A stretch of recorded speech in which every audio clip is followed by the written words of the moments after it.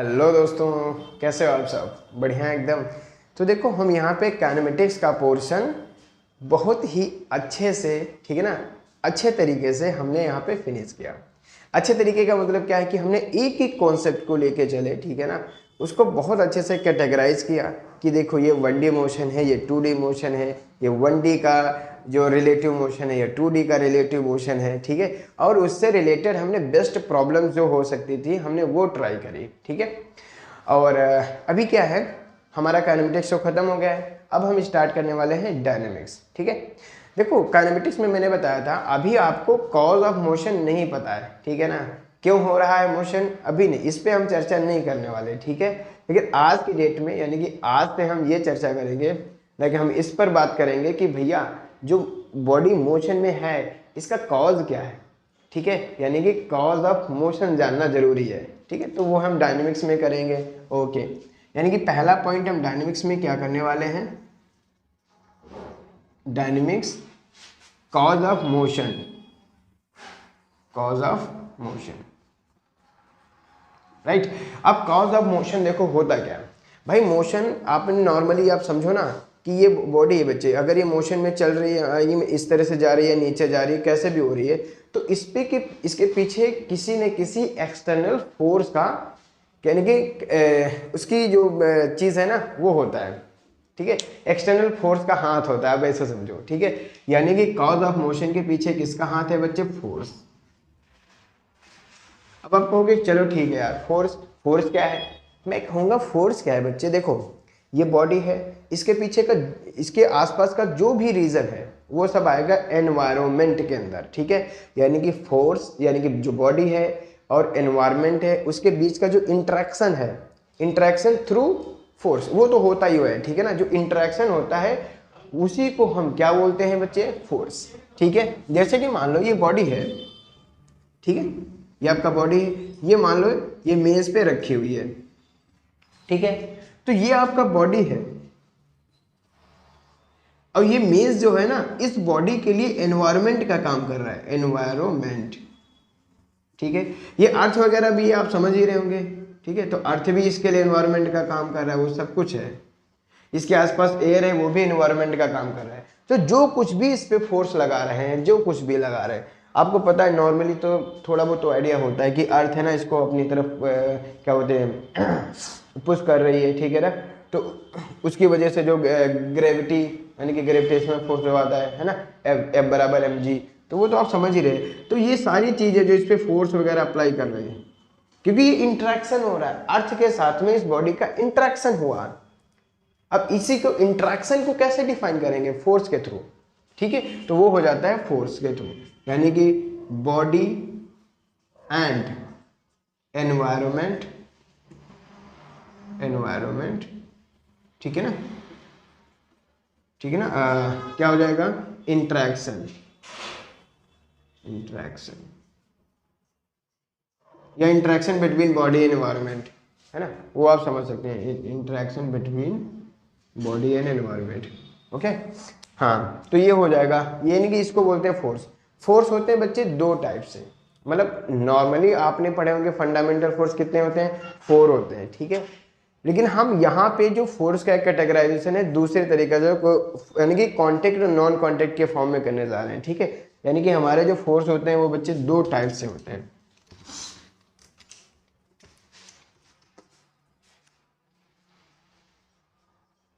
Force, ठीक है। एक होता है contact force,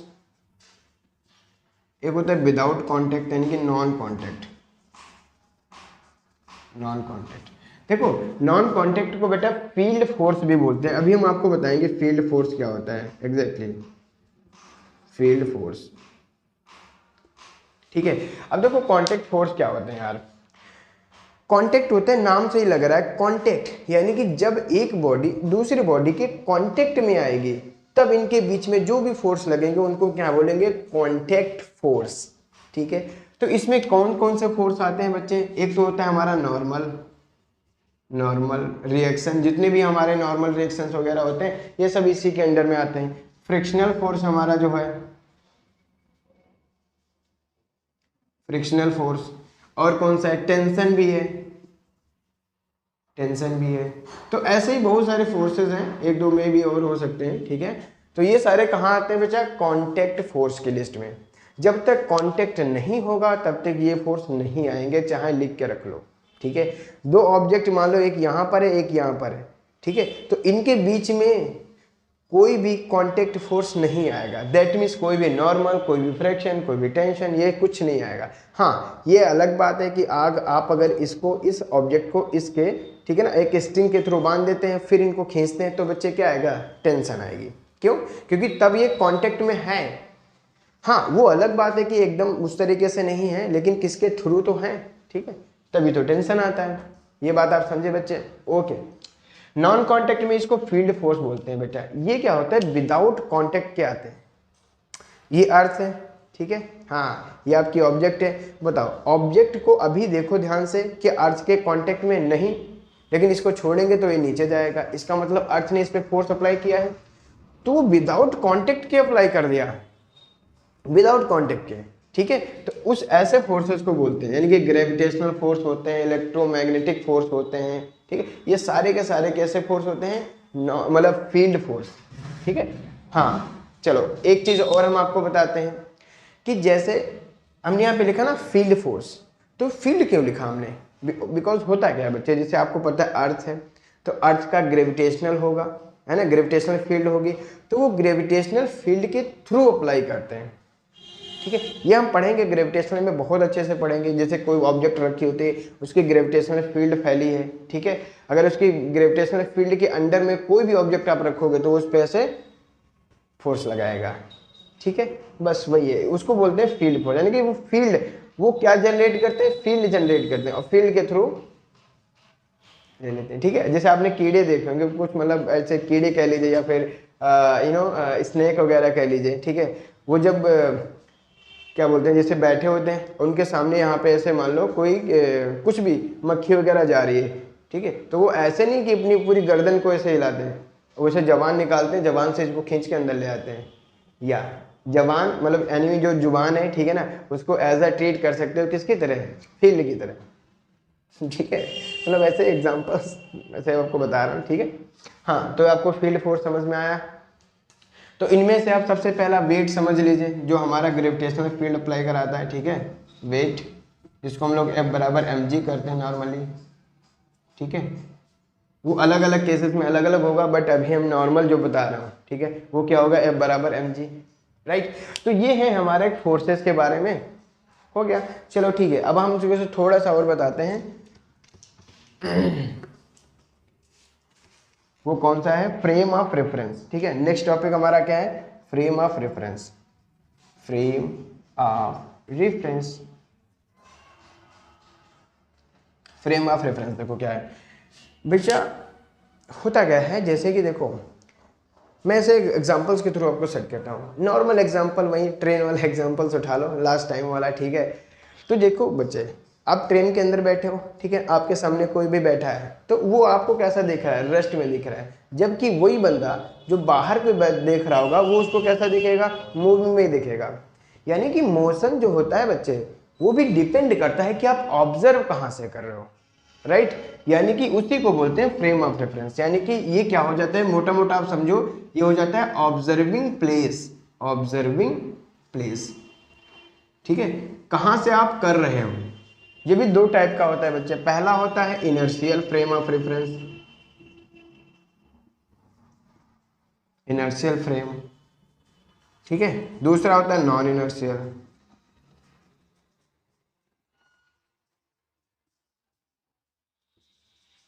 non inertial frame, ठीक है। अब इनर्शियल क्या है? देखो बच्चे, इनर्शियल है जहां से हम ऑब्जर्व कर रहे हैं, दैट मीन्स हमारा ऑब्जर्विंग प्लेस है, या तो वो रेस्ट में होना चाहिए, या फिर वो कांस्टेंट स्पीड में, मतलब यूनिफॉर्म स्पीड में चलता हुआ हो, ठीक है। यानी कि जो हमारा ऑब्जर्विंग प्लेस है, वही जो हमारा, ठीक है ना, फ्रेम ऑफ रेफरेंस है, वो कैसा होना चाहिए? या तो रेस्ट में होना चाहिए, ठीक है, या फिर कांस्टेंट स्पीड में चलता हो, कांस्टेंट स्पीड, ठीक है। ऐसी जगह पे इनर्शियल फ्रेम, मतलब ऐसे फ्रेम को इनर्शियल फ्रेम बोलते हैं। और इनमें एक खास बात क्या होती है बच्चे, ऐसी जगह पे न्यूटन लॉज होते हैं ना, वो हमारे एप्लीकेबल होते हैं, यानी कि न्यूटन लॉज एप्लीकेबल, ठीक है। यानी कि ये एज इट इज हम अप्लाई कर सकते हैं, जो हमने न्यूटन लॉज पढ़े हैं बराबर एम ए, यानी कि टोटल एफ एक्सटर्नल जो भी होता है, ठीक है ना, बराबर एम ए, ठीक है।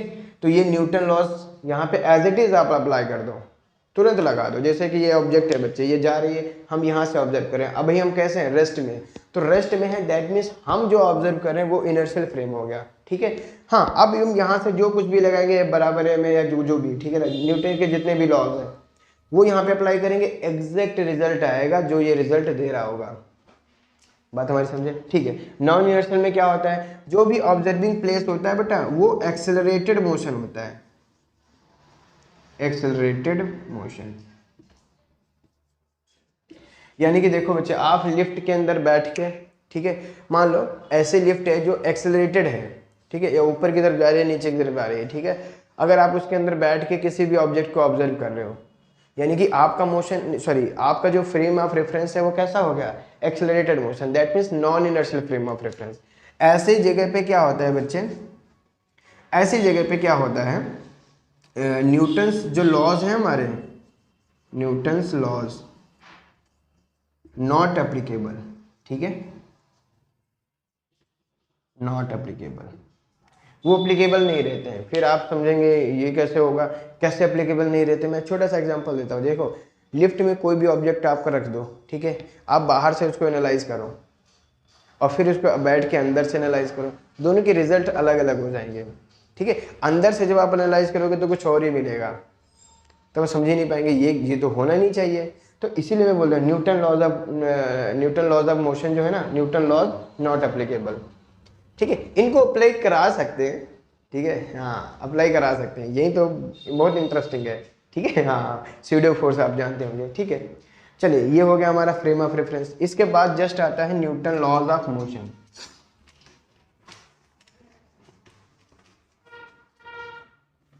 इसके बाद है Newton laws of motion, Newton's laws of motion. देखो, अब भैया इनके बारे में क्या ही बताएं, सब तो जानते हैं, ठीक है ना। हाँ, the great great scientist, okay, हाँ, ग्रेट साइंटिस्ट हैं, मैथमेटिशियन भी हैं, सब कुछ है, ठीक है। हाँ, फिलोसोफर भी हैं, अगर इनसे आप फिलोसफी पढ़ना चाहें तो भी बहुत कर भी पढ़ाते हैं, आई मीन जब थे, ठीक है।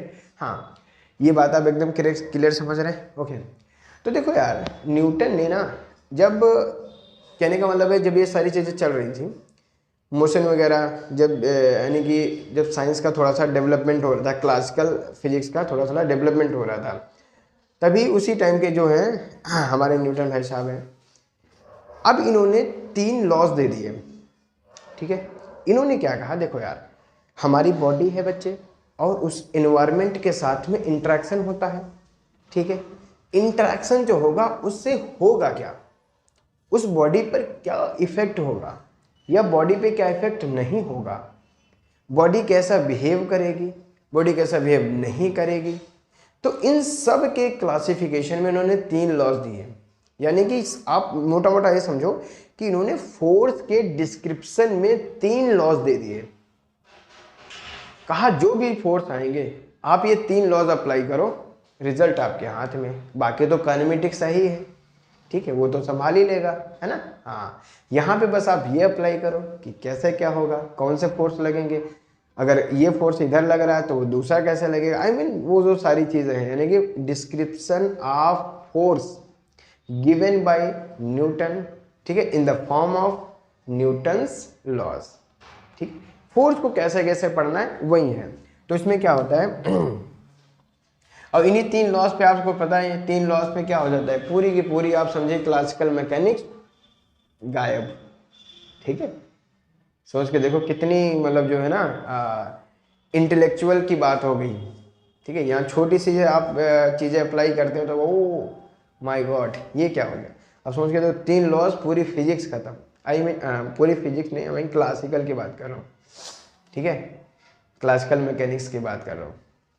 हो जाता है, राइट। हाँ, तो हम इसमें क्या समझेंगे बेटा, पहला है फर्स्ट लॉज, यानी कि फर्स्ट लॉ है, ठीक है, फर्स्ट लॉ।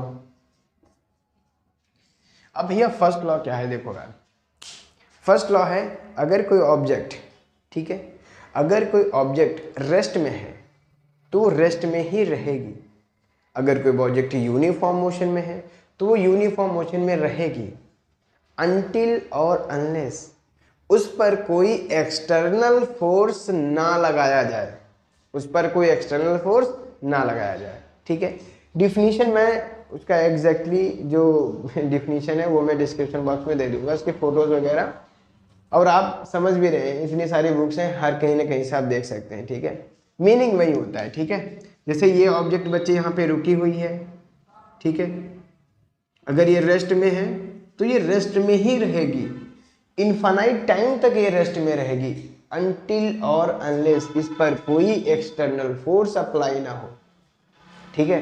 हाँ, एक्सटर्नल फोर्स नहीं अप्लाई होना चाहिए। दूसरा क्या इसमें है, जैसे ये ऑब्जेक्ट बच्चे हैं, ठीक है, ये यूनिफॉर्म मोशन से जा रहा है, यूनिफॉर्म मोशन, ठीक है। अगर ये यूनिफॉर्म मोशन से जा रहा है तो ये बच्चे यूनिफॉर्म मोशन से ही चलता रहेगा, अनटिल और अनलेस इसमें कोई एक्सटर्नल फोर्स ना लगा दिया जाए। आप कहोगे ये कैसे हो सकता है? अभी तो जैसे मान लो हम नॉर्मली है ना अपने यहाँ, ठीक है, अगर कोई भी ऑब्जेक्ट है बच्चे उसको हम ऐसा चलाते हैं, ठीक है, स्टार्टिंग में मैंने कुछ भी वेलोसिटी दे दी तो वो तो थोड़ी देर टाइम बाद रुक जाता है। अब आप कहोगे वहाँ क्या होता है? अरे भाई वहाँ एक्सटर्नल फोर्स लगता है एज अ फ्रिक्शनल फोर्स, ठीक है, एज अ एयर रेजिस्टेंस, तो इन सब के फॉर्म में लग रहा होता है, दैट्स वाई वो थोड़े से टाइम बाद वो रुक जाता है, ठीक है। तो इनके स्टेट में कोई भी चेंज नहीं आएगा, ठीक है ना, no change in these bodies of state of motion, ठीक है, इनके स्टेट ऑफ मोशन में कोई भी चेंज नहीं आएगा अनटिल और अनलेस, जब तक कोई इस पर एक्सटर्नल फोर्स ना अप्लाई कर दिया जाए। पहला पॉइंट क्लियर हो गया, ठीक है, ये है हमारा न्यूटन फर्स्ट लॉ, ठीक है। आप इससे कुछ चीजें निकालो, देखो, चलो ठीक है, यानी कि यार ये क्यों हो रहा है, ऐसा क्यों हो रहा है, तब आप ये सोचोगे कि ऐसा क्यों हो रहा है। अब कहोगे ये तो आप मतलब जो लेक्चर ले रहे हो ये तो एकदम फिलॉसफी जैसा लग रहा है ना, ठीक है बच्चे, फिजिक्स भी फिलॉसफी है, ठीक है ना, सोचो, क्योंकि हर एक चीज़ थिंकिंग पे आती है, आप जैसा थिंक करोगे वैसा ही आप उसमें ना प्रोग्रेस करते रहोगे, सारी चीज़ें थिंकिंग में है। हम ऐसे यहाँ पे नॉर्मली आए आपको मतलब क्या बोलते हैं ना, डिफिनीशन बाय डिफिनीशन पढ़ाते चले जाएं, ठीक है, ये भी एक पढ़ाने का तरीका होता है, बट मेरा मानना ये है कि जब तक सामने वाला थिंकिंग पे मजबूर ना हो जाए, आई मीन जब तक आप थिंक करना ना स्टार्ट कर दें तब तक वो पढ़ाई थोड़ी है, राइट। हाँ, फिर तभी मज़ा आता है, वही एक्चुअल पढ़ाई है, ठीक है, जब तक आप अपने आप से नहीं थिंक करते हो। खाली क्वेश्चन की बात नहीं कर रहा हूँ मैं, नॉर्मली कॉन्सेप्ट भी आप थिंक कर लेते हो कि नेक्स्ट आने वाला क्या होगा, नेक्स्ट कॉन्सेप्ट आप क्या पढ़ेंगे, ठीक है, यस। चलो देखो, अब आप इसमें थिंक करो कि यार ये जो चीज़ है, ठीक है, ये ऐसा क्यों हो रहा है भाई, कुछ तो होगा ना, इसकी प्रॉपर्टी होगी, ठीक है। देखो मोटा मोटा हम ये समझते हैं कि ये जो स्टेट ऑफ मोशन को चेंज नहीं होने दे रहा है उसको बोलते हैं इनर्शिया, ठीक है। यानी कि आप ये समझ गए, अगर वो रेस्ट में है तो रेस्ट में रहने का जो कोशिश करवा रहा है वो है इनर्शिया ऑफ द बॉडी, और ये होता है इंटरनल प्रॉपर्टी, ठीक है, इंटरनल प्रॉपर्टी। इसको मेजर कैसे करते हैं? इसको मेजर करते हैं मास के थ्रू, ठीक है। किसके थ्रू मेजर करते हैं? मास के थ्रू, यानी कि आप में जितना ज्यादा मास होगा उतना ज्यादा इनर्शिया होगा, ठीक है। इसको कैसे मेजर करते हैं? यानी कि क्वांटिटेटिवली मेजर्ड इन मास, ठीक है, इसको हम मास के फॉर्म में मेजर करते हैं, बस, और कुछ मत समझो। यानी कि आपने ये समझा ये, लेकिन किसको मेजर करते हैं भाई? इनर्शिया को, inertia of body, inertia of a body, ठीक है। हाँ, ये इंटरनल प्रॉपर्टी होता है जो स्टेट ऑफ, यानी कि स्टेट ऑफ बॉडी को चेंज ना हो। अगर वो रेस्ट में है तो रेस्ट में रहना चाहेगा, ठीक है। अगर वो यूनिफॉर्म मोशन से चल रहा है तो यूनिफॉर्म मोशन में रहना चाहेगा, ठीक है।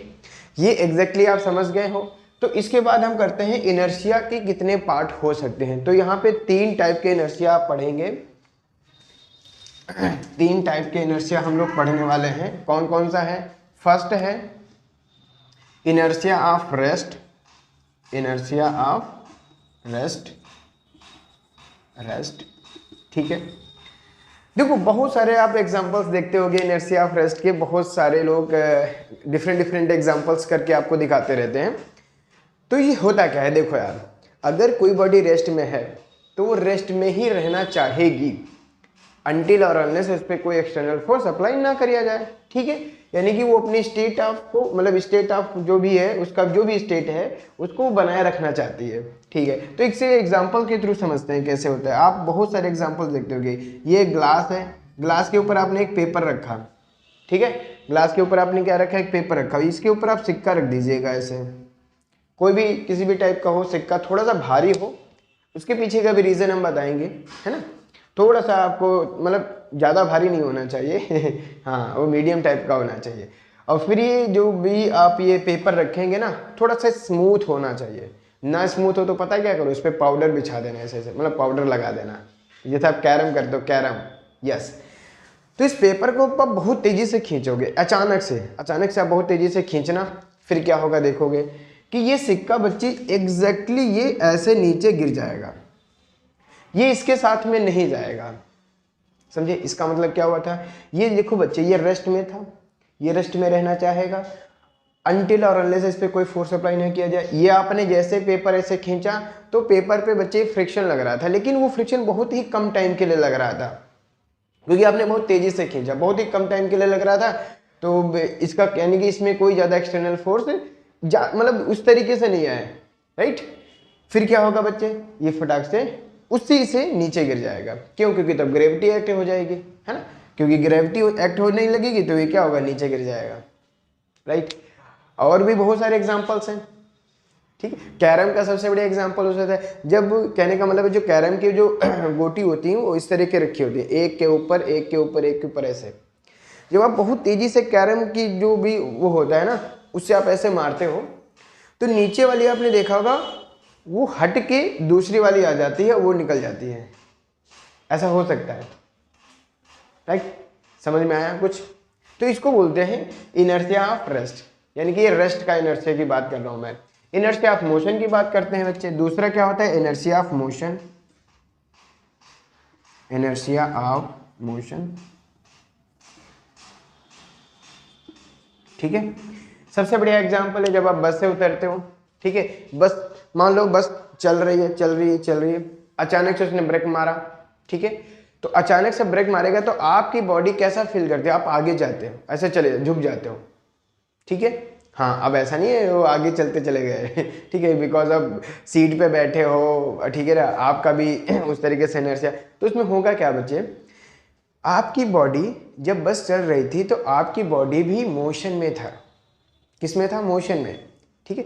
बस रुकी तो बस रेस्ट में हो गई। अब ये क्यों रुकी? क्योंकि वो एक्सटर्नल फोर्स लगे, ब्रेक वगैरह लगा, ये तो आप समझ गए, ठीक है। लेकिन आपकी बॉडी तो भैया किस में है? मोशन में। तो वो मोशन में ही रहना चाहेगी, तो आगे की तरफ ही बढ़ेगी, ठीक है। अब वो अलग बात है कि जब अब वो आगे बढ़ रही होती तो उस पर एक्सटर्नल फोर्स लग जाते हैं, इसलिए आप ज़्यादा देर तक नहीं, थोड़ी देर तक ऐसे झुकेंगे, फिर अब उसी पोजीशन में आ जाते हैं, राइट। लेकिन स्टार्टिंग में वही हो रहा है। स्टार्टिंग में क्या हो रहा है, आपकी बॉडी मोशन में है तो वो मोशन में रहना चाहिए, वो आगे जा रही है, ठीक है। हाँ, दैट्स वाई आप आगे की तरफ वहाँ पे कहने का मतलब चले जाते हो, राइट। जैसे आप या तो फिर सबसे बड़ा एग्जांपल, जब आप उतरते हो, मान लो बस चल रही है, ऐसा करना नहीं चाहिए, बस चल रही है, धीरे धीरे चल रही है, आप वहाँ पे उतरना चाह रहे हो, ठीक है। जब आप उतरते हो इस तरीके से, तो आपने देखा होगा जब उतरते हुए जो भी उतरेगा वो थोड़ी देर तक ऐसे चलता रहेगा, तुरंत नहीं रुकता है। उसको भी पता है तुरंत रुकेंगे गिर जाएंगे बिकॉज हमारी बॉडी जो है अभी भी मोशन में है, तो मोशन में रहना चाह रही है। और वो धीरे धीरे उसके स्टेप बाय स्टेप उसका आप मोशन कम कीजिए और फिर रेस्ट में आ जाइए, ठीक है। लेकिन तुरंत नहीं होता है। आई बात समझ में? तो ये हो गया इनर्शिया ऑफ मोशन। तीसरा पार्ट होता है इसका inertia of direction, inertia of direction. Inertia of direction का मतलब क्या है बच्चे, देखो यार ये स्टेट है, ये कोई भी बॉडी है इस तरीके से जा रही है, अगर आप ऊपर से इसे फोर्स लगा दो तो ये नीचे की तरफ ऐसे जाने लगेगा, यानी कि इसका जो डायरेक्शन है, यानी कि इसको बोलते हैं डायरेक्शन ऑफ मोशन, जिस डायरेक्शन में जा रही होती है। अगर ये अभी अभी अभी के मान लो ये एक्स डायरेक्शन है तो ये एक्स डायरेक्शन में जा रही है, जैसे आपने फोर्स लगाया इस तरीके से झुक गई तो इस तरह से जाए, और लगा दोगे फोर्स तो ये नीचे की तरफ आ जाएगी, नीचे की तरफ जाने लगेगा।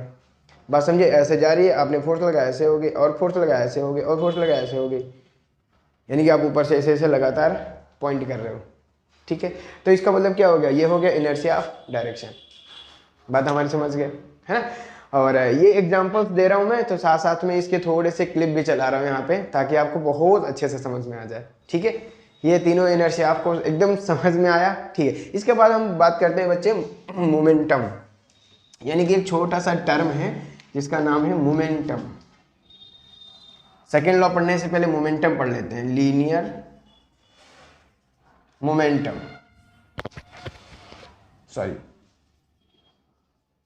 मोमेंटम।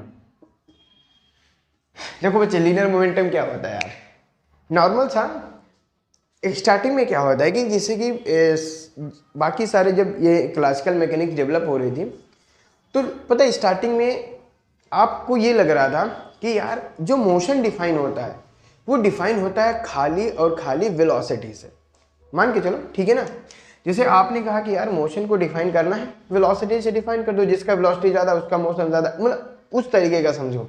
ठीक है, अभी आपको उसको फीलिंग आ जाएगी, क्योंकि जो लीनियर मोमेंटम लिखा है, मैं सही बता रहा हूँ, इसकी कोई एग्जैक्ट मतलब एग्जैक्ट डिफिनीशन वही होता है P बराबर mv, लेकिन आप फील करना चाह रहे हो कि यार फील करूँ मैं कैसे होता है लीनियर मोमेंटम, कैसे होता है, होता क्या है एक्चुअली में, क्या होता है। जैसे आप फोर्स की बात करते हो तो आपको समझ में आता है this is like act of force. ठीक, इसके डायरेक्शन को चेंज कर दिया, ये फीलिंग आती है। लेकिन लीनियर मोमेंटम में फीलिंग कैसे आएगी यार, क्या है मोमेंटम, तो मैं कहूँगा, मैं एक मतलब अपनी तरफ से ऐड करता हूँ कि ये पता है मोशन को मेजर करता है, मोशन को। ठीक है, मैं अभी आपको थोड़ा सा समझाता हूँ क्या होता है। देखो यार, ये आपके पास दो बॉडीज हैं सेम मास की, ठीक है, मान लो इसकी वेलोसिटी v1 है, इसकी वेलोसिटी v2 है, और v1 is greater than v2 है। ठीक है, अब मान लो यहाँ पे आप खड़े हो और दोनों बॉडीज को रोकना चाहते हो, आपको पता है ये मास सेम है, ये मास सेम है, इसकी वेलोसिटी ज़्यादा है, तो आप समझ रहे हो कि यार इसको रोकने के लिए आपने मान लो एक्सपेरिमेंट किया, तो ये v1 आ रहा है, इधर से v2 आ रहा है, आपने v2 को ऐसे रोक दिया तुरंत, लेकिन v2 को यानी कि सॉरी हाँ v2 को आपने रोक दिया, v1 को रोकने के लिए आपको ज़्यादा फोर्स अप्लाई करना पड़ा। आप महसूस कर रहे हो अरे यार इसको मुझे रोकने के लिए ज़्यादा फोर्स अप्लाई करना पड़ा, अब आप कॉमन सेंस भी डेवलप हो जाता है, क्यों, क्योंकि यार v1 ज़्यादा है। ठीक है, चलो ठीक है, अब मान लो दूसरा एक्सपेरिमेंट लेते हैं, यहाँ पर डिफरेंट मास भी है, m1 और m2, ये है v1, ये है v2, और v1 is greater than v2, v1 आपका ग्रेटर है, बट यहाँ पर m2 ग्रेटर देन m1 है, ऐसे लेके चलता हूँ, m1 m2 is greater than, ये अलग एक्सपेरिमेंट था, ये पहले वाला।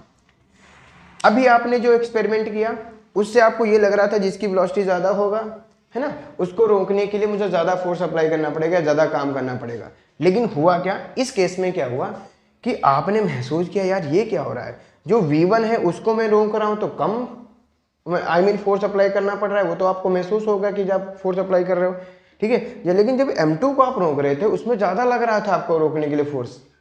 आपको समझे यार ये क्या है, यानी कि फोर्स, ठीक है ना, can not define only velocity, मतलब only with the help of velocity, खाली वेलोसिटी से आप डिफाइन नहीं कर पाओगे, यानी कि एक और क्वांटिटी है उसको साथ में मेजर करना ही पड़ेगा, जिसको बोलते हैं मास।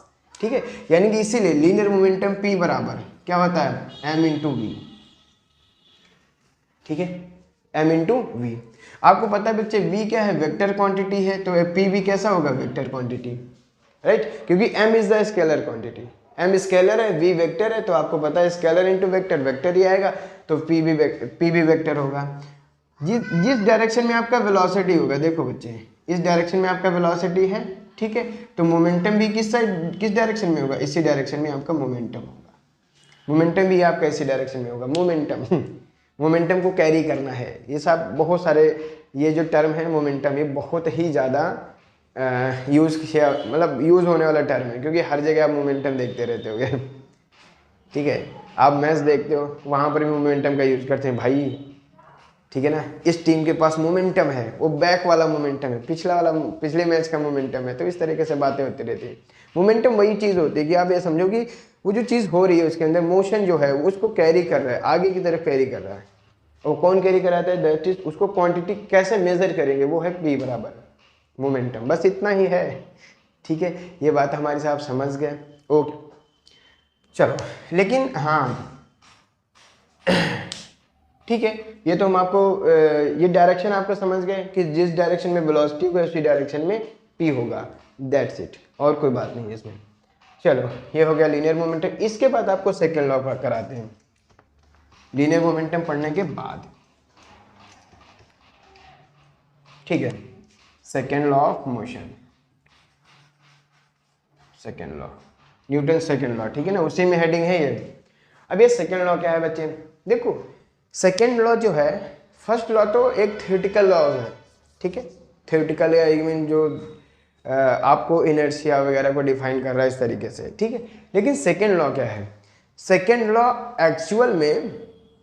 एक्चुअल में ठीक है ना, जो बॉडी का बिहेवियर है उसको आप कैसे एनालाइज करोगे, कैसे मेजर करोगे, वो सारी चीजें बताता है। तो ये क्या होता है? The rate of change of momentum, the rate of change of momentum is proportional to, directly proportional लिख सकते हो कुछ भी,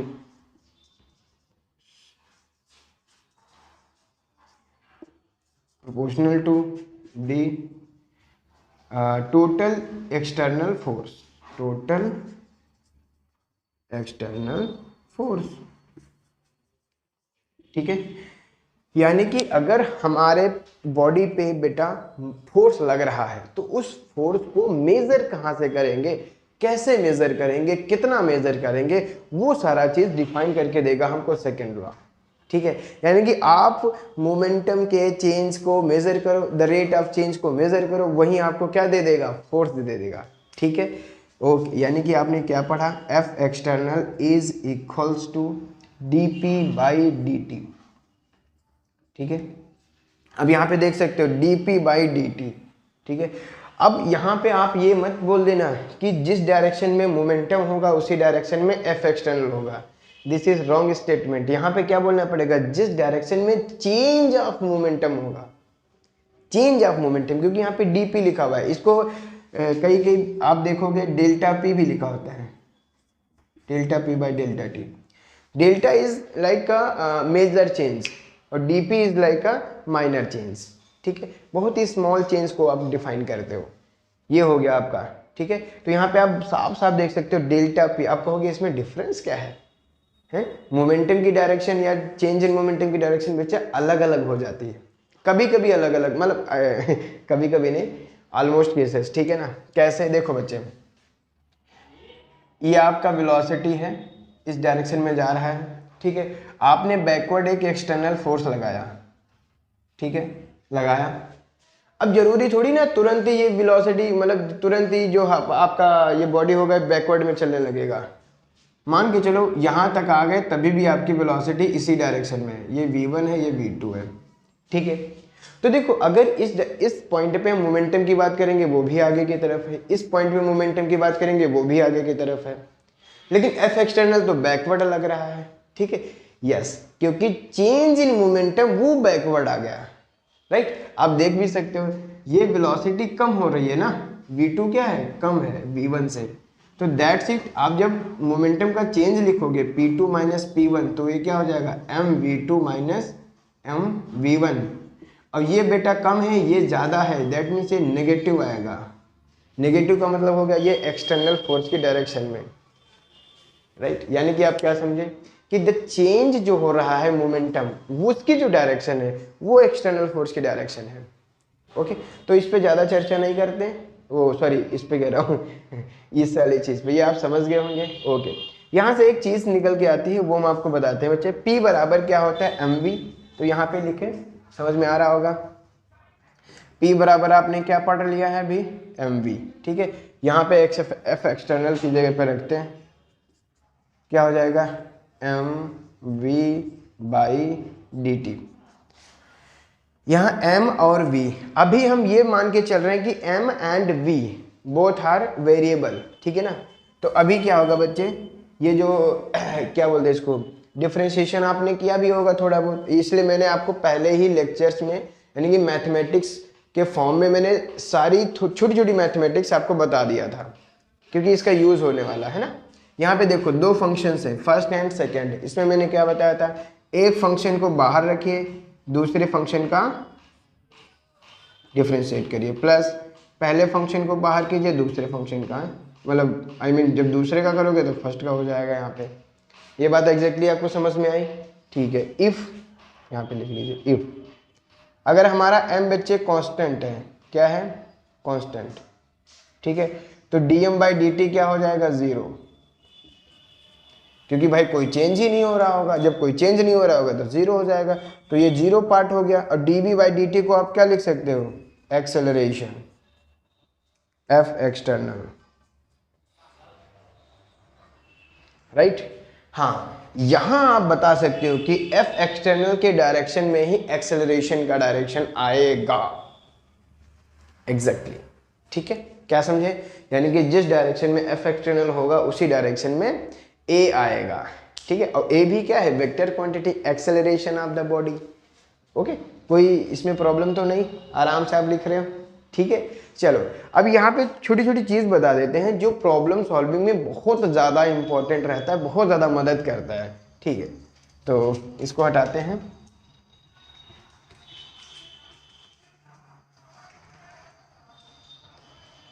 देखो अभी मैंने आपको क्या बताया, एफ एक्सटर्नल बराबर एम ए, ये दोनों क्या है बच्चे, वेक्टर क्वांटिटी, ये है वेक्टर क्वांटिटी। तो होता क्या है बच्चों को जनरली वेक्टर के फॉर्म, एक्चुअली होता क्या है कि 10th तक आप क्या करते आए हो, आप एल्जेब्रिक इक्वेशन सॉल्व करते आए हो। तो एल्जेब्रिक का मतलब होता है जिसमें आपको वेक्टर वगैरह से कुछ मतलब ना हो, डायरेक्टली प्लस माइनस करो आंसर ले आओ, ठीक है ना, यही तो आप करते हो जनरली।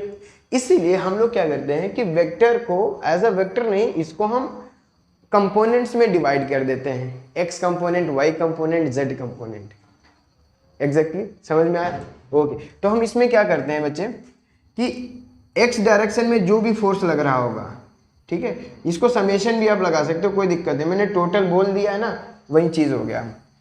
अब यहाँ पे नहीं लगाएंगे, ठीक है ना, ये क्या होगा, x डायरेक्शन में जितने भी फोर्स लग रहे हैं वो क्या हो जाएगा m a x, यानी कि x डायरेक्शन में जो भी एक्सेलरेशन आएगा, ठीक है। y डायरेक्शन में क्या हो जाएगा m a y, यानी कि जो भी फोर्स लग रहे हैं, सॉरी फॉर डिस्टर्बेंस एक्चुअली देखिए बच्चे ये क्या हो जाएगा एफ वाई। ऐसे ही समेशन ऑफ एफ जेड बराबर एम ए जेड। इसका मतलब ये है बच्चे हमने इस वेक्टर को अपने एल्जेब्रिक में तोड़ लिया, ठीक है, वेक्टर को स्केलर में बदल दिया। अब हमें वेक्टर देखने की जरूरत नहीं है, आई कैप, जे कैप, के कैप। आप एक्स डायरेक्शन में जितने फोर्स लग रहे हैं आप एक्स डायरेक्शन में एक्सेलरेशन लिख दीजिए, ये क्वेश्चन। वाई डायरेक्शन में जितने भी फोर्स वगैरह लग रहे हैं आप वाई डायरेक्शन में लिख दीजिए। अब जेड डायरेक्शन में जितना कुछ लग रहा है आप जेड डायरेक्शन में लिख दीजिए, ठीक है। और ये भी ध्यान रखना कि एक्स का वाई पे कोई भी इफेक्ट नहीं होता है, ठीक है ना। ऐसा मत सोच लेना कि ये जैसे कोई भी एक बॉडी है बच्चे, इस पर एक इधर फोर्स लग रहा है एफ एक्स डायरेक्शन में, एक इधर फोर्स लग रहा है एफ वाई डायरेक्शन में। ऐसा मत सोच लेना कि एफ वाई जो है एफ एक्स पर इफेक्ट करेगा, राइट। हाँ, यानी कि एफ वाई ऐसा नहीं है कि एक्स डायरेक्शन में आने वाले एक्सेलरेशन पे कोई इफेक्ट करेगा, ना ना ना, ये तीनों के तीनों इंडिपेंडेंट होते हैं एक दूसरे से, ये ऑलवेज रिमेंबर, ठीक है। कभी कभी बच्चों के दिमाग में ऐसा आ जाता है इंडिपेंडेंट, इंडिपेंडेंट, ठीक है ना। फ्रॉम ईच अदर आप लिख लेना, फ्रॉम ईच अदर। इसका आपको मैं सबसे बेहतरीन एग्जांपल देता हूं जब आपने प्रोजेक्टाइल किया होगा, ठीक है। यहीं पे आपको दिखाते हैं, प्रोजेक्टाइल आपने किया था, ठीक है। ये आपका बॉडी था, यहाँ पे आपको यानी कि कुछ किसी भी ऑब्जेक्ट को आपने यहाँ पे प्रोजेक्ट किया था, राइट। तो आपने इसको एक्स डायरेक्शन और वाई डायरेक्शन में तोड़ लिया था, एक्स डायरेक्शन और वाई डायरेक्शन में, ठीक है। आपने ये देखा कि बच्चे वाई डायरेक्शन में एक फोर्स लग रहा है जिसका नाम है mg, वाई डायरेक्शन में, ठीक है। तो इसीलिए आपने क्या लिखा था कि वाई डायरेक्शन में एक्सेलरेशन आया था g, आई मीन यहाँ पे माइनस g आया था, राइट। एक्स डायरेक्शन में कोई भी फोर्स नहीं लग रहा है, यानी कि एफ एक्स बराबर था 0, इसीलिए ए डायरेक्शन में कोई भी एक्सेलरेशन नहीं आया था। सबसे इंपॉर्टेंट है ना, यहां पर आप ये मत समझ लेना अरे वाई डायरेक्शन में फोर्स तो लग रहा है तो उसको एक्स में भी तो आना चाहिए, कुछ नहीं, इंडिपेंडेंट फ्रॉम ईच अदर, दोनों एक दूसरे से इंडिपेंडेंट होंगे, कोई लेना देना नहीं। जा रहे हो जाओ, तुम भी जा रहे हो जाओ, ठीक है।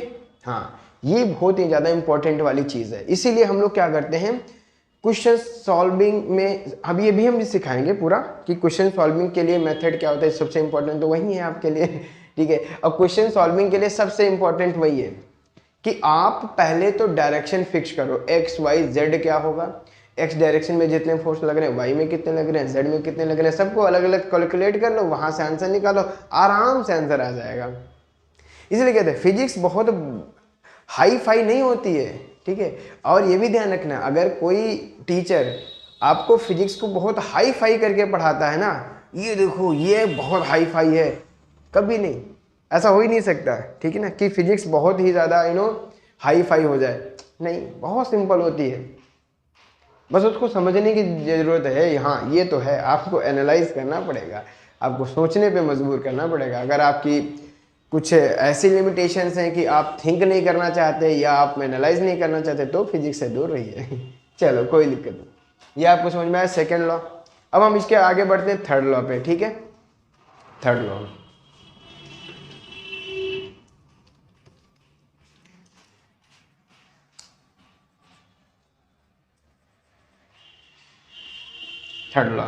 थर्ड लॉ क्या कहता है, देखो ये डिफाइन करता है बच्चे, देखो हमने क्या पढ़ा फर्स्ट में पढ़ा कि जब फोर्स आएगा तो क्या होगा, या फोर्स नहीं आएगा तो क्या होगा। सेकंड में पढ़ा अगर आ गया तो उससे होगा क्या, है ना, होगा क्या भाई, जैसे कि मान लो किसको चेंज कराएगा किसको नहीं चेंज कराएगा, वो वाली चीजें होती हैं। वेलोसिटी कितना मिलेगा हमको, एक्सेलरेशन कितना मिलेगा, यानी कि एक तरीके का आप ये समझो कि वो मैथमेटिकल फॉर्म होता है सेकंड लॉ, राइट। अब थर्ड वाला पढ़ेंगे बच्चे इसमें कि अगर फोर्स आता है ना तो उस फोर्स की वजह से कुछ और फोर्स तो नहीं आते हैं, ये समझ में आ रहा है, ओके। तो हम यहाँ पे क्या पढ़ते हैं बच्चे, एवरी, ठीक है, एवरी एक्शन देयर इज, ठीक है ना, every action there is a equal and opposite, नाम से लग रहा है अपोजिट, यानी कि अपोजिट डायरेक्शन में आएगा, opposite, equal and opposite reaction, reaction यानी कि उसी एक्शन का अपोजिट में रिएक्शन, ठीक है।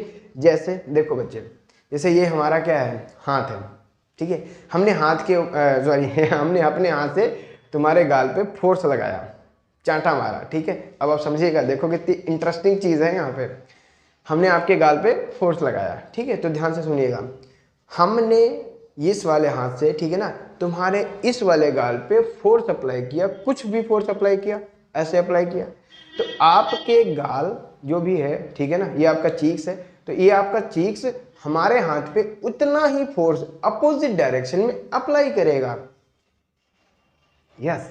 तो जब आप किसी को चांटा मारते हो, ठीक है, तो बोला करो अरे यहाँ पे तो इक्वल एंड अपोजिट डायरेक्शन हो गया, तो फिर दोनों ने एक दूसरे को मारा ना भाई।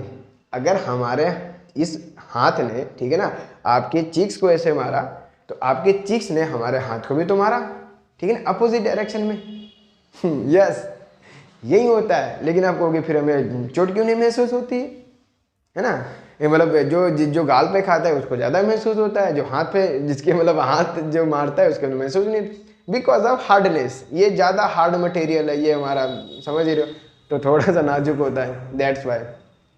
राइट लेकिन होता है इक्वल एंड अपोजिट रिएक्शन है। जितनी तेजी से आप उसको सामने वाले को मारते हो उतनी तेजी से आप मार खाते भी हो। Yes this is a principle of Karma. चलो कोई नहीं, लेकिन आप समझ जाना, ऐसा कर्म देना किसी के साथ में और फिर बोलना नहीं तुमने भी तो हमको मारा है ऐसा नहीं, ठीक है। But this is in reality happening, ठीक है ना, रियलिटी में यही होता है, राइट। तो every equal there is a equal and opposite reaction. इसके बहुत सारे एग्जांपल्स हैं, आप हर एक जगह लगते हैं बच्चे। सबसे बेहतरीन एग्जांपल्स हैं आपका रॉकेट, ठीक है। ये आपका रॉकेट है बच्चे, ऐसे बनाते तो ज़्यादा समझ में आएगा, ठीक है। ये आपका रॉकेट है, इसको ऊपर जाना है बच्चे। तो यहाँ पे क्या होता है, यहाँ पे फ्यूल भरते हैं हम लोग और उस फ्यूल में आग लगा देते हैं। तो गैसेस जो होती हैं वो पीछे की तरफ आती हैं, तो गैसेस आएंगी पीछे की तरफ, तो हमारे उस यानी कि जो भी हमारा रॉकेट है उस पर फोर्स लगेगा अपवर्ड, यानी कि अगर इस तरीके से खड़ा है ना अपवर्ड, अगर ये गैसेस आएंगे डाउनवर्ड तो उस पर फोर्स लगेगा अपवर्ड, तो वो वहीं ऐसे चला जाएगा, ठीक है। ये भी आप सबसे बड़ा एग्जांपल है। इसके अलावा और भी एग्जांपल्स लिख सकते हो, जैसे नाव वगैरह होती है ना, ये आपकी नाव है, सॉरी इस तरीके से ये आपकी नाव है बच्चे, ये आपका ये इस तरह से पानी भरा हुआ है और यहाँ पे आप खड़े हो इस तरीके से, ये आपके पैर वगैरह हैं और ये है ग्राउंड, ये ठीक है। तो आप इस नाव से ग्राउंड पे आना चाहते हो तो पता है क्या करते हो आप लोग, अगर ध्यान से देखा होगा, इस नाव को आप बैकवर्ड ऐसे फोर्स मारते हो, ठीक है। तब ये नाव आप पर अपवर्ड की तरफ फोर्स अप्लाई करती है, बात समझे, अपवर्ड की तरफ एक फोर्स अप्लाई करती है, तो आप यहाँ पर आ जाते हो। इसलिए आपने देखा होगा नाव जो है, जब आप ऐसे नाव से ऐसे उछल के आते हो बाहर, ठीक है, तो नाव पीछे की तरफ चली जाती है। दैट्स वाई, बिकॉज ये फोर्स अप्लाई हो रहा है, क्योंकि आपने नाव पर फोर्स अप्लाई किया है, सॉरी हाँ नाव पर फोर्स अप्लाई किया है, ठीक है। और इसी थर्ड लॉ की वजह से ही देखो आपने रियलाइज किया होगा कि हम जब अर्थ पे चलते हैं तो उसी की वजह से चल पाते हैं, उस मतलब थर्ड लॉ की वजह से और फ्रिक्शन की वजह से, ठीक है। क्योंकि हम क्या करते हैं, अपने पैर से जो हमारा अर्थ है, ठीक है ना, उसको बैक करते हैं, बैक, ऐसा नहीं है कि हम आगे जाने की कोशिश करते हैं, हम बैक जाते हैं, मतलब उसको ऐसे फोर्स लगाते हैं पीछे की तरफ। और धरती क्या करती है, आई मीन अर्थ क्या करती है, आपको रिएक्शन दे देती है आगे की तरफ, तो आप आगे की तरफ चले जाते हो। समझ में आया? तो वहां पर भी एक्शन रिएक्शन हर जगह आते हैं, समझ में आया? जरूरी नहीं है 4-5 एग्जांपल्स मैंने आपको दिए इसी में आ गया, नहीं, हर जगह, ठीक है, हर जगह। वही तो मैं बोला ना, फिजिक्स खाली किसी एक एक्सपेरिमेंट में कैद नहीं होती है कि आपने 4 एक्सपेरिमेंट करके दिखा दिए दिस इज द फिजिक्स। अरे नहीं भाई, क्या कर रहे हो ऐसा कहीं नहीं है, हर जगह है, हर जगह सांस तक लेते हो ना वहाँ पर भी है, राइट। तो आप आई मीन कुछ फीलिंग आ रही होगी मज़ेदार, राइट। तो ये है, और कुछ अगर ज़्यादा होगा तो हम कुछ एक्सपेरिमेंट करके भी दिखा सकते हैं। करके क्या दिखाना है, यहाँ पे हम कुछ वीडियोज़ आपके डाल दिया करेंगे, ठीक है, क्योंकि काफ़ी लोग बहुत मेहनत कर रहे हैं ना एक्सपेरिमेंट बनाते रहते हैं इस तरह से, हम कह रहेंगे तो फ़ायदा क्या, सेम चीज़ करने का क्या फ़ायदा, एक्सप्लेन कर देंगे आपके लिए, राइट। तो ये थर्ड लॉ आप समझ गए एकदम, ओके। तो थर्ड लॉ के बाद हम इसमें अच्छा थोड़ा बहुत पढ़ लेते हैं बच्चे, इसके और एक छोटी छोटी चीज़ें हैं वो हम ख़त्म कर लेते हैं इसमें, यानी कि पहचानते कैसे हैं, क्या क्या होता क्या है, इसके कुछ फीचर्स देख लो बच्चे। पहला होता है कि जो थर्ड लॉ अप्लाई होता है वो डिफरेंट बॉडीज पे होता है, डिफरेंट बॉडीज, यानी कि आपकी बॉडीज डिफरेंट होनी चाहिए, यानी आपके आई मीन सेंस, यानी कि जब कभी भी थर्ड लॉ की बात करेंगे तो बॉडीज कैसी होनी चाहिए, हाँ डिफरेंट होनी चाहिए। सेम बॉडी पे थर्ड लॉ थोड़ी हो जाएगा, है ना। हम ही ने किसी पे फोर्स अप्लाई किया, मतलब सॉरी, या हम ही ने अपने पे फोर्स अप्लाई किया और हमसे ही रिएक्शन हो गया, ऐसा नहीं, ठीक है। तो ये डिफरेंट बॉडीज होनी चाहिए, पहली रिक्वायरमेंट है। दूसरी रिक्वायरमेंट क्या है बच्चा, सेम नेचर का होना चाहिए, सेम नेचर, ठीक है। सेम नेचर का मतलब आपने ये अभी थोड़े से टाइम पहले आपने पढ़ा कि फोर्स जो है वेरियस टाइप्स के हो सकते हैं, ठीक है। तो जो भी जैसे मान लो रिएक्शन आता है तो रिएक्शन होना चाहिए, वो भी थर्ड लॉ के मतलब टाइम में आएगा। अगर टेंशन लग रही है तो थर्ड लॉ के अकॉर्डिंग टेंशन आएगी, राइट। अब ऐसा नहीं है mg लग रहा है नॉर्मल आ जाएगा, ठीक है, हाँ वो अलग चीज़ हम आपको समझाएंगे अभी, राइट। सेम नेचर का होना चाहिए और सेम मैग्नीट्यूड में होना चाहिए, ये तो आप पढ़ ही चुके हो, सेम मैग्नीट्यूड, ठीक है। अपोजिट डायरेक्शन होनी चाहिए, अपोजिट डायरेक्शन। इसके अलावा और क्या इंपॉर्टेंट है? और कुछ तो नहीं मुझे लगता है। ये मैंने उसी यानी कि जो आपको मैंने अभी डिफिनीशंस बताई ना, तो ये डिफिनीशंस में ही आ गया। डिफिनीशंस में वही लिखा हुआ था कि भाई देखो equal and opposite direction. Equal का मतलब क्या हुआ कि सेम मैग्नीट्यूड, अपोजिट का मतलब अपोजिट इन डायरेक्शन होना चाहिए, सेम नेचर के होने चाहिए, ये तो है ना, और डिफरेंट बॉडीज पे लगने चाहिए, है ना। इसके अलावा अब देखो क्या है, अब आपको हम समझाते हैं कि अच्छा ये नोट तो कर ही लोगे, पॉज करके भी कर सकते हैं, कोई दिक्कत नहीं है, ओके। अब हम आपको बताते हैं कि यहाँ पर एग्जैक्टली कैसे समझेंगे। तो देखो सबसे बढ़िया एग्जांपल्स होता है जो आपको नॉर्मली कौन सा एग्जांपल्स देंगे, जैसे आप अर्थ पे खड़े ही हो, ठीक है, ये आपका अर्थ है और यहाँ पर आप ब्लॉक ऐसे प्लेस करते हो, ठीक है, ओके। तो देखो यहाँ पे क्या हो रहा है बच्चे, सबसे पहले आप समझो कि अर्थ है ये, है ना, ये आपका बॉडी है। तो भैया जो अर्थ है वो बॉडी पे mg फोर्स अप्लाई करेगा, करेगा ही करेगा। ये तो कहने का मतलब नेचर में प्रेजेंट है, राइट। कुछ चीज़ों के ऐसा जवाब नहीं होते, राइट। हाँ ये ध्यान रखना, ठीक है। जैसे आप किसी में क्या क्या क्या लगाते चले जाएं, क्यों क्यों क्यों लगाते चले जाएं, तो लास्ट में आपका कंक्लूजन थोड़ी आता है, राइट।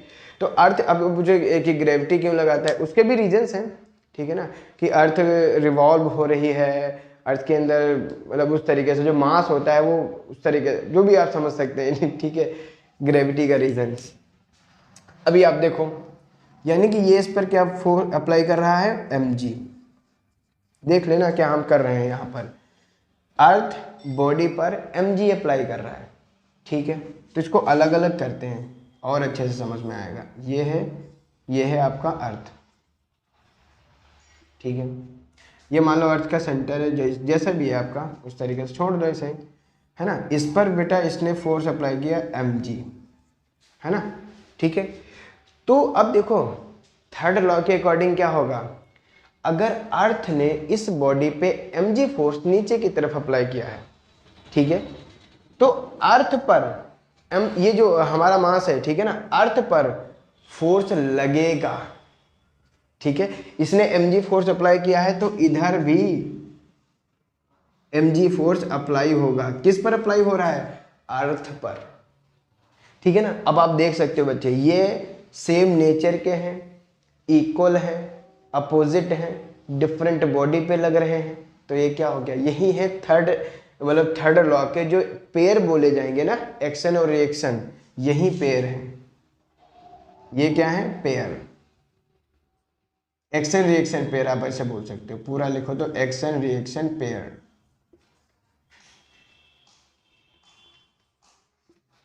राइट। हाँ ये अलग कुछ नहीं है, आई मीन समझ में आया, ओके। इसके बाद क्या हो रहा है, देखो बच्चे ये जब अर्थ इसको अप्लाई नीचे की तरफ फोर्स कर रहा है ना, और ये कांटेक्ट में है, तो जैसे ही इसको पुश करेगा, ठीक है ना, अर्थ क्या करेगी, इसको ऊपर की तरफ ढकेलेगी, यानी कि ऊपर की तरफ नॉर्मल रिएक्शन फोर्स लगाएगी, ठीक है। दूसरे पेन से करते हैं एक्चुअली, यानी कि अर्थ ने, अब देखो ध्यान से, अर्थ ने बॉडी पर नॉर्मल रिएक्शन फोर्स अप्लाई किया। अब क्यों अप्लाई किया तो आप समझ रहे, क्योंकि देखो ये स्टे कर रहा है, जैसे मान लो ये स्टे है ये बॉडी, ठीक है, तो नीचे mg लगा तो ऊपर नॉर्मल रिएक्शन है, दैट्स वाई ये बैलेंस में है। अब बैलेंस में है तो ये रेस्ट में है, राइट। और आप समझ भी सकते हो क्यों बैलेंस में है, क्योंकि नॉर्मल रिएक्शन आया, जैसे भी आप समझना चाहो, ओके। तो ये नॉर्मल रिएक्शन देगा कौन, किसको, बॉडी को। तो किसने दिया बच्चे, ये अर्थ ने, ऊपर की तरफ, ठीक है। बात हमारी समझ गए, यानी कि यहाँ पर आप ये भी कर सकते हैं, यहाँ कांटेक्ट से नॉर्मल लगता है, ठीक है, हमेशा कांटेक्ट से नॉर्मल लगेगा। इसका कैसा नेचर होगा, ये कैसा होगा कैसा नहीं होगा, एग्जैक्टली हम अभी कैटेगराइजेशन में आपको सारा कुछ समझा देंगे, ठीक है। ये नॉर्मल है।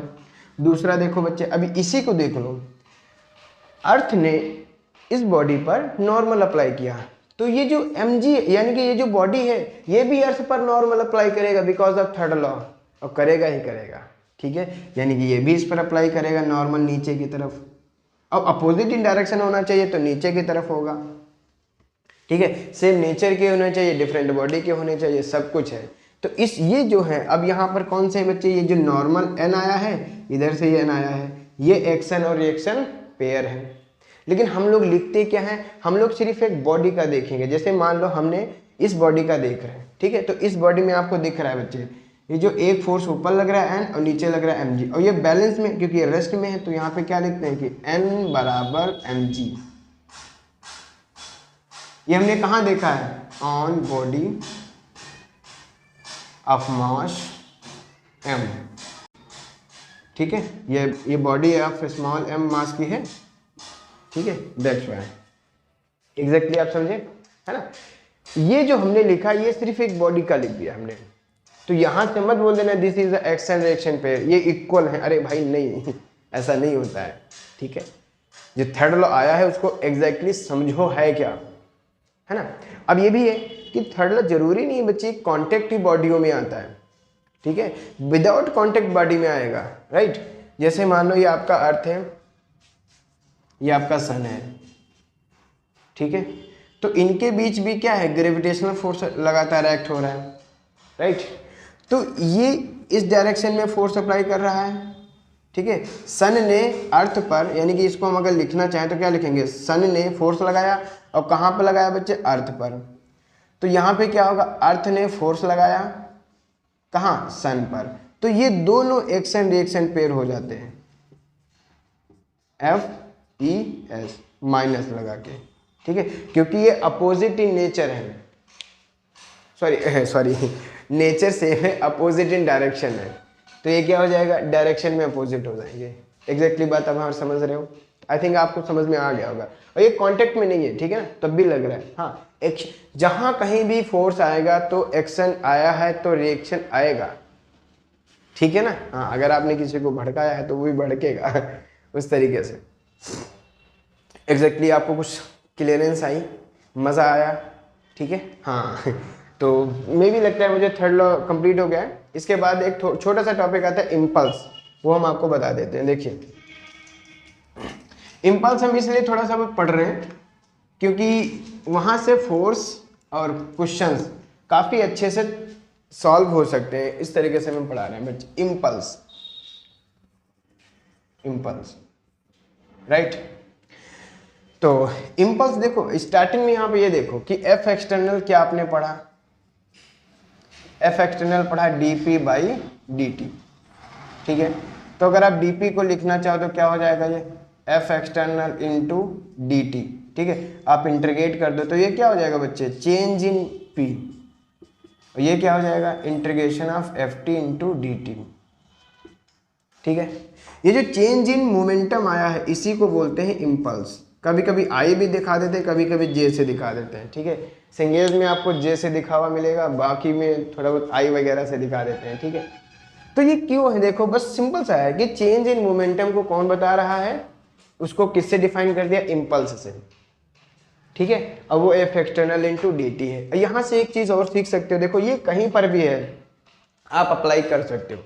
ये क्या लिखा हुआ है, एफ एक्सटर्नल, ये क्या लिखा हुआ है, डी टी, यानी कि F T curve, yes, D T F T मतलब एफ इंटू डी टी, यानी कि ये जो कर्व होगा एफ वर्सेस टी का, ठीक है, इस तरीके से आया। तो इसके अंडर का जो एरिया होगा, मैंने कहा था आपको, ये चीज़ क्या गिवन करता है, ये एरिया गिवन करता है, एरिया अंडर द कर्व। और ये एरिया अंडर द कर्व होगा, ये क्या दे देगा आपको, ये दे देगा डीपी। यही चीज क्या है आपका, डीपी, यानी कि चेंज इन मोमेंटम, ठीक है, change in momentum given by the area under the curve on F T graph, ठीक है। एफ टी कर्व कुछ भी बोल सकते हो, तो ये एफ टी कर्व, ये भी काफी इंपॉर्टेंट है, कभी कभी आपको पूछ लिया जाता है नॉर्मल तरीके से कि चलो बताओ, है ना, चलो बताओ भाई एफ टी क्या होगा, मतलब I mean F T curve दे दिया, बोलेगा चेंज इन मोमेंटम निकाल के दिखाओ, तो थोड़ा पता होना चाहिए, राइट। और इम्पल्स में यही है, और कुछ तो नहीं है, ठीक है। चेंज इन, हाँ बस, जैसे कि मान लो इसको यूज, जैसे कि मान लो आपने एक बॉल को थ्रो किया, कहाँ पे जब आपने बॉल को थ्रो किया बच्चे, इसको क्या बोलते हैं, वॉल पे, ठीक है ना। तो देखो ध्यान से, बॉल ऐसे जा रही है, जैसे ही वॉल पे से टकराई वहाँ से रिटर्न होगी, ठीक है। तो जब वॉल पे टकरा रही है और रिटर्न हो रही है तो देखो चेंज इन मोमेंटम आ रहा है, क्योंकि तब ये डायरेक्शन थी जब चेंज मतलब जब आ रही रिटर्न हो गई तो इस डायरेक्शन में चेंज इन मोमेंटम हुआ तो क्या आया होगा, एफ एक्सटर्नल। एफ एक्सटर्नल कौन दिया होगा, वॉल ने दिया होगा, ठीक है। और ये टाइम कितने टाइम के लिए दिया होगा, क्योंकि जब ऐसे जा रहा है तब इसके कांटेक्ट में आएगा, दीवार के कांटेक्ट में आएगा, यहाँ से ऐसे रिटर्न करेगा। तो जितनी देर ये कांटेक्ट में रहता है उतनी देर एफ एक्सटर्नल लगेगा, बिकॉज ये तो आप समझ ही रहे हो एफ एक्सटर्नल लगा, और उतनी ही देर में उसने क्या दे दिया आपको, F external into D T, और वहीं आपका चेंज इन मोमेंटम बन गया, यानी कि मोमेंटम को चेंज करा दिया इसने, राइट। हाँ, इन नॉर्मल समझ रहे हो ना, यस एफ एक्सटर्नल आएगा तो चेंज इन मोमेंटम होगा ही होगा, ठीक है। अब वो चेंज इन मोमेंटम बढ़ रहा है घट रहा है वो तो डिपेंड करेगा एफ एक्सटर्नल किधर अप्लाई हो रहा है, राइट। तो इतना आज के लिए रखें। अगर आपको लेक्चर पसंद आ रहा है तो आपको पता है क्या करना है, लाइक शेयर एंड सब्सक्राइब, ठीक है। ओके, फिर नेक्स्ट वीडियो में मिलते हैं और इंटरेस्टिंग वीडियो लेके आएंगे आपके लिए, ठीक है। थैंक